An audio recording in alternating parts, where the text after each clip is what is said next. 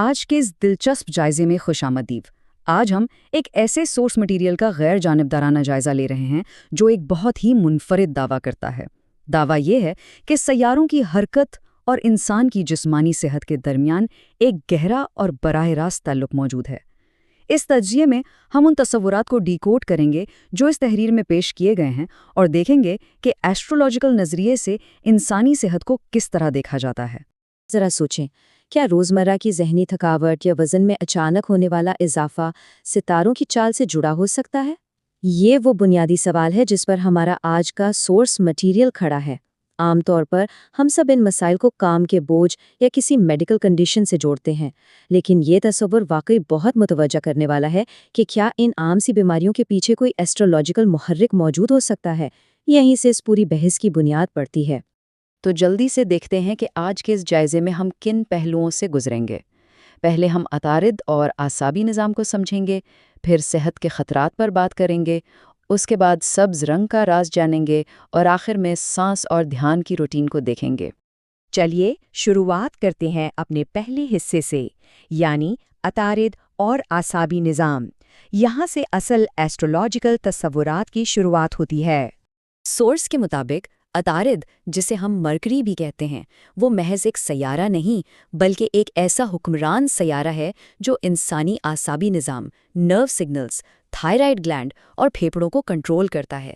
یعنی اس مخصوص frame work میں جسم کے ان تمام اہم حصوں کا سیدھا کنیکشن اس سیارے کی توانائی کے ساتھ جڑا ہوا ہے۔ اگر یہ سیارہ متاثر ہوتا ہے تو دعویٰ کیا گیا ہے کہ انسان کا دماغی اور اعصابی نظام بھی فوراً اس کا اثر لیتا ہے۔ اب آتے ہیں دوسرے حصے کی طرف، جو ہے صحت کے خطرات۔ آئیے دیکھتے ہیں کہ تحریر ان توانائیوں کو کن مسائل سے جوڑتی ہے۔ ذرائع دعویٰ کرتے ہیں کہ جب عطارد کی توانائی غیر متوازن ہوتی ہے تو کچھ بڑی ہی واضح علامات ظاہر ہوتی ہیں، جیسے کہ شدید ذہنی تھکاوٹ، وزن کا اچانک اور تیزی سے بڑھنا یا گرنا، گلے میں ایک عجیب سا کھچاؤ محسوس ہونا اور اینگزائٹی یا بے چینی کا لیول اچانک شوٹ کر جانا۔ یہ دیکھنا واقعی دلچسپ ہے کہ کس طرح عام جسمانی اور نفسیاتی علامات کو ایک مخصوص سیارے سے منسوب کیا گیا ہے۔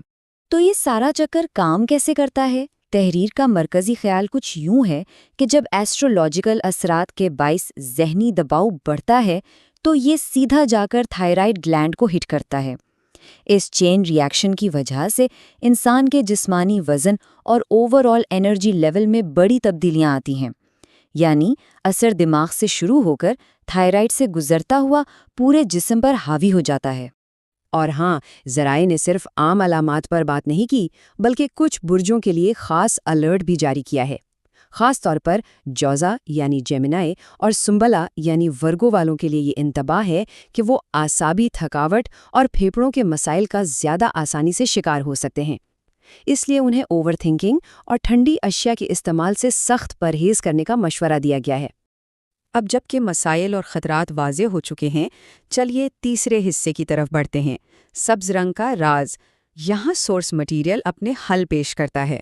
سورس کا بنیادی فلسفہ یہ کہتا ہے کہ عطارد کی توانائی کو بیلنس کرنے اور اعصاب کو دوبارہ سے مضبوط بنانے کے لیے سبز رنگ کی شفا بخش چیزیں استعمال کی جانی چاہیے۔ یہاں بنیادی طور پر کلر تھیراپی کو سیاروں کی سائنس کے ساتھ ملا کر ایک نیچرل حل پیش کرنے کی کوشش کی گئی ہے۔ سبز رنگ کو اس فریم ورک میں ایک طاقتور متبادل معالج مانا گیا ہے۔ تو پریکٹیکل لائف میں یہ سبز چیزیں ہیں کیا؟ سورس نے بڑی ہی عام سی چیزیں بتائی ہیں، جیسے کہ صبح کے وقت گرین ٹی پینا، نیم کے پتوں کا پانی اور کھانوں میں پالک اور بروکلی جیسی سبزیوں کا استعمال۔ تحریر کا دعویٰ ہے کہ یہ مخصوص چیزیں دماغ کو زبردست سکون فراہم کرتی ہیں اور جسم کی کھوئی ہوئی انرجی کو تیزی سے بحال کرتی ہیں۔ ان سبز اشیاء کے فوائد کو واضح طور پر دو حصوں میں بانٹا گیا ہے۔ ایک طرف صبح کے مائع مشروبات ہیں، جیسے گرین ٹی اور نیم کا پانی، جن کے بارے میں کہا گیا ہے کہ یہ تھائرائیڈ کے فنکشن کو ریگولیٹ کرتے ہیں اور امیونٹی بڑھاتے ہیں، اور دوسری طرف ٹھوس غذائیں ہیں، جیسے پالک اور بروکلی، جو ذہن کو پرسکون کرنے اور جسم کو ایک فریش انرجی دینے کا کام کرتی ہیں۔ ہم پہنچے ہیں اپنے چوتھے اور آخری حصے پر، سانس اور دھیان۔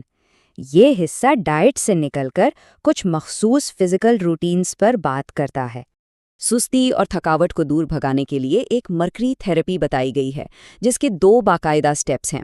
پہلا قدم یہ ہے کہ روزانہ 10 سے 15 منٹ تک گہری سانسیں لی جائیں، جسے عام طور پر انولوم ولوم کی مشق کہا جاتا ہے، اور دوسرا قدم یہ ہے کہ اس کے فوراً بعد صرف 5 منٹ کے لیے گلے پر اپنا دھیان مرکوز کر کے مراقبہ یعنی میڈیٹیشن کی جائے۔ اب ان مشقوں کا مقصد کیا ہے؟